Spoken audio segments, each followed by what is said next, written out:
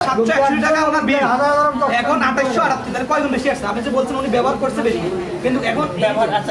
এরকম অনেকজন গ্রাহক আসছে, প্রত্যেকটি গ্রাহকের একটাই কথা, কারো ডাবল, কারো 2 গুণ, কারো 3 গুণ। আমরা এটা সমাধান চাই বর্তমান সরকারের নিকট, কেন আমাদের সাথে জুলুম করা হইতেছে? আমাদের এভারেজ বিলের 2টা মিটার আমাদের এভারেজ বিল আসে এই 12-13 হাজার মতো বিল আসে। এই মাসে আমাদের 26,000 টাকা বিল আসছে, যেখানে 11-12 হাজার টাকার বিল এখন 26,000 টাকা বিল আসছে। চিন্তা করেন আমরা কিভাবে ব্যবসা বাণিজ্য করবো? আমার ফ্রিজও না, টিভিও না, কিছু না, দুটা এনার্জি বাতি আছে। এখন 9,300 টাকা কিনলে হয়েছে, আমি তো এটাই মাথা ধরে না। আগে আইতো 2,000, 2,500 বা 1,600, 1,300 এরকম আইতো, এখন এই মাসে এরকম আইছে কা টাকা আসছে আপনার 848 টাকা।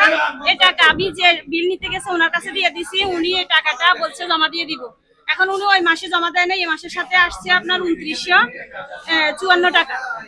এত টাকা বিল কিভাবে আসলে আমরা এটা লেগে জানতে এসেছিলাম।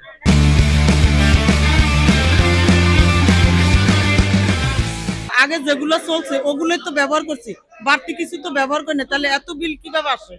দোকান গোডাউন সহ আমার 5টা মিটার চলে, আমার প্রত্যেকটি মিটারে বিল বেশি। কোন মিটারে 1,500, কোন মিটারে 1,000, কোন মিটারে 500, প্রায় 5,000 টাকার আমার মিটারে বিল বেশি আসছে। তো আমরা এখানে আসছি, ওনাদের আমাদেরকে বলতেছে বিল দিয়ে দেওয়ার জন্য।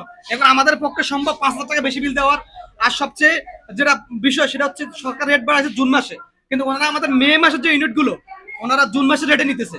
আমরা এই বিষয়টা আমরা ওনাদেরকে জানাচ্ছি, ওনারা কোনো সমাধান দিতে পারতেছে না। সেগুলোর বিল আমাদের জুন মাসে হয়েছে এবং জুন মাসে একই সাথে সরকার রেট বাড়ানোর কারণে গ্রাহকের পক্ষ থেকে তো তাদের ইউনিটটা ঠিক আছে, কিন্তু টাকাটার পরিমাণটা বেড়ে গিয়েছে।